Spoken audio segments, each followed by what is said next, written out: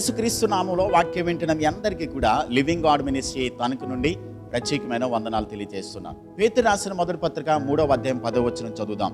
జీవమును ప్రేమించి మంచి దినములు చూడగోరువాడు చెడ్డదానిని పలుకకుండా తన నాలుకను, కపటపు మాటలు చెప్పకుండా తన పెదవులను కాచుకొనవలెను. అతడు కీడు నుండి తొలగి మేలు చేయవలెను, సమాధానము వెదకి దానిని వెంటాడవలెను. ప్రభు కన్నులు నీతిమంతుల మీదను, ఆయన చెవులు వారి ప్రార్థనల వైపునను ఉన్నవి గాని ప్రభు ముఖము కీడు చేయు వారికి విరోధముగా ఉన్నది. అపోస్తలుడైనటువంటి పేతురు ఈ పత్రికను రాస్తూ రోమా ప్రభుత్వం కింద శ్రమలను ఎదుర్కొంటూ ఆ నీరో చక్రవర్తి కాలములో ఆ శ్రమలను తట్టుకోలేక, ఇబ్బందులను తట్టుకోలేక రోమా ప్రభుత్వము నుండి, ఆ రోమా పట్టణము నుండి ఆయా ప్రాంతాలకు గలతీయ, కప్పదొకియా, బితూనియ ఆయా దేశాలకు చెదిరిపోయి తలదాచుకుంటున్నటువంటి వారిని ఓదార్చడానికి, వారిని శ్రమలలో ధైర్యపరచడానికి పేతురు గారు ఈ పత్రికను రాస్తున్నాడు.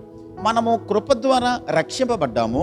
ఆయన యందు నిరీక్షణ ఉంచి ఆయన మీద ఆధారపడి నీతిని, యథార్థతను, పరిశుద్ధతను కొనసాగించినటువంటి వారికి దేవుడు మహిమలో స్థానాన్ని ఇవ్వబోతున్నాడు. కృప ద్వారా రక్షింపబడ్డాం, నిత్య మహిమలో దేవుడు మనకి స్థానాన్ని ఇవ్వబోతున్నాడు. మధ్యలో శ్రమలు, శోధనలు అనేటువంటి వాటిని మనం ఎదుర్కోవాలి అని ఆయన మాట్లాడుతున్నాడు. మంచి దినములు చూడగోరువాడవడైనా ఉన్నట్లయితే చెడ్డదానిని పలకకుండా తన నాలుకను, కపటపు మాటలు చెప్పకుండా తన పెదవులను కాచుకోవాలి.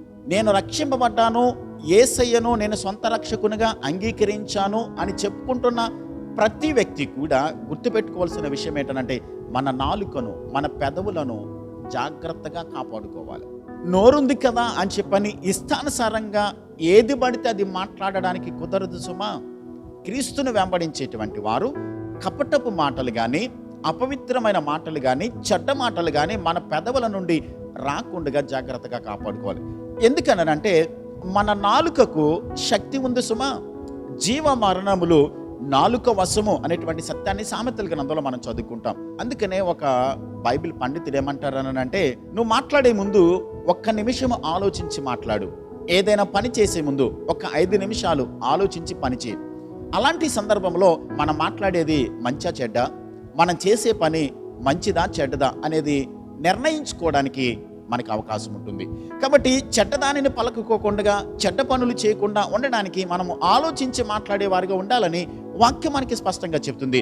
చెడ్డదానిని పలకకుండా నాలుకను, యాకోబు రాసిన పత్రిక 3వ అధ్యాయం అంతటిలోనూ కూడా యాకోబు ఏమని రాస్తారనంటే, ఒక్క బావి నుండే మంచినీరు, చెడ్డ నీరు ఎలాగైతే రావు కాబట్టి ఈ పెదవులతో కపటపు మాటలు మాట్లాడి ఎదుటి వాళ్ళని మనకు నచ్చినట్లుగా దూషించేసి వాళ్ళ హృదయాలను గాయపరిచే విధంగా మన ఇష్టానుసారంగా మాట్లాడి వచ్చి మరలా ప్రభువా నీకు స్తోత్రం, ప్రభువా మీకు వందనాలు, నీకు స్తోత్ర బలి అని మనం పాడినట్లయితే గమనించాలి, మనం నటిస్తున్నాం దేవుని ముందు.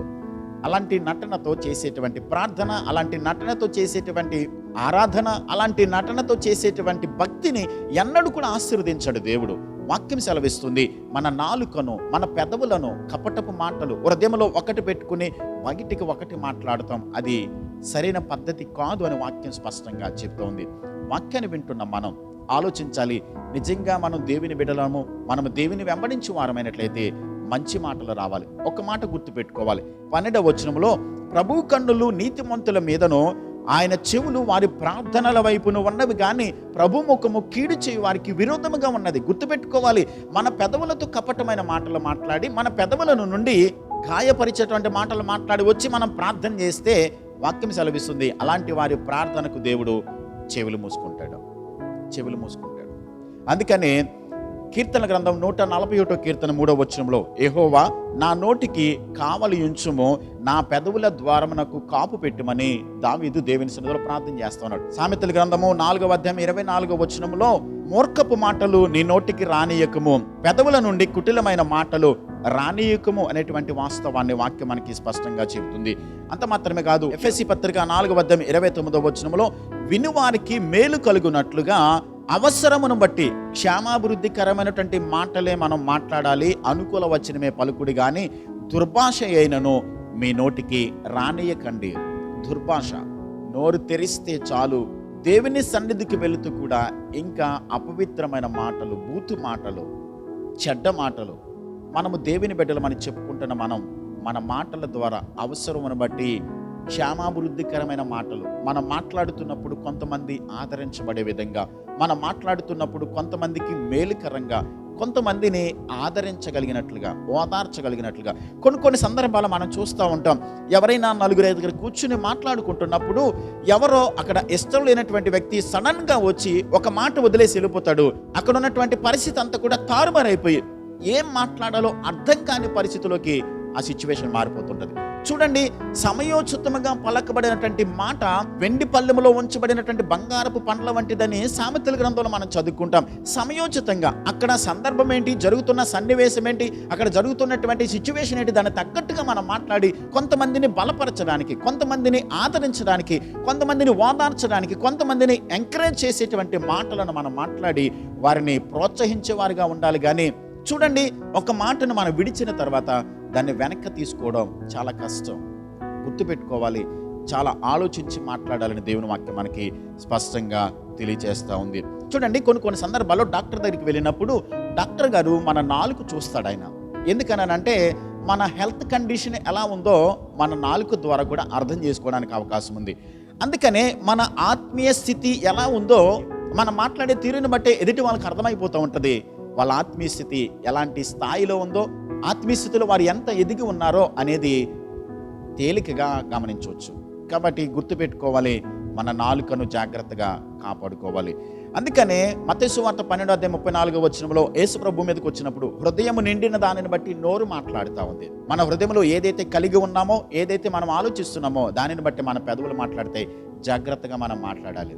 కాబట్టి మన నోటు నుండి సత్యం మాట్లాడుతూ దుర్భాష రానికోకుండా క్షేమకరమైనటువంటి మాటలు, కొంతమందిని బలపరచడానికి, ఆదరించడానికి, ఆత్మీయ స్థితిలో కొంతమంది ఎదుగుదల ఉండడానికి క్షేమకరమైనటువంటి మాటలు మనం మాట్లాడేవారిగా ఉండాలని దేవుని వాక్యం మనకి స్పష్టంగా చెబుతుంది. ఒక మాట గుర్తుపెట్టుకోవాలి, మనం మాట్లాడుతున్న ప్రతి మాటకు ఒకానొక దినాన దేవుని న్యాయపీఠం ముందు లెక్క చెప్పాలి.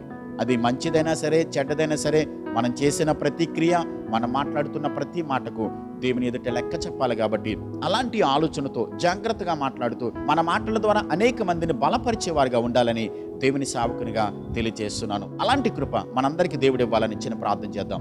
ప్రేమ కలిగిన మా కన్న తండ్రి, మా గొప్ప దేవా, మీకు స్తోత్రాలు. మీ వాక్యం ఎంతో సత్యమైనది. మా జీవితాలను, అంతరంగాలను, హృదయాలను కూడా మార్చగలిగిన శక్తి మీ వాక్యానికి ఉంది ప్రభా. మేము మాట్లాడే తీరు మార్చుకుని, ఒకవేళ ఇంతకాలం కొంతమందిని గాయపరిచేటువంటి మాటలు మేము మాట్లాడేమేమో మమ్మల్ని క్షమించండి. మీ రక్తంతో కడగండి, శుద్ధి చేసి ప్రభా మా మాటల ద్వారా అనేక మంది ఆదరించబడడానికి, మా మాటల ద్వారా అనేక మంది ప్రభా ప్రోత్సహించబడడానికి, మిమ్మల్ని మహిమపరిచేటువంటి పెదవులను దేవా, అనేక మందిని ప్రోత్సహించగలిగినటువంటి మాటలను, అలాంటి ఆలోచనను మా హృదయాల్లో స్థిరపరిచి మీ నామానికి మహిమ తెచ్చుకుని మా ఆత్మీయ జీవితాన్ని కట్టుకోవడానికి కృపనివ్వండి. ఈ మాటలు వింటున్న ప్రతి వారు కూడా మీ యొక్క సత్యాన్ని, మీ జీవాన్ని అనుభవిస్తూ ప్రభా మీ కృపలో బలపడి మీ నామమునకు మహిమ తెచ్చి బిడ్డలుగా జీవించడానికి కృప చూపించే సహాయం చేయమని యేసయ్య నామములో ప్రార్థించి వేడుచున్నాను మా పరమ తండ్రి. ఆమేన్.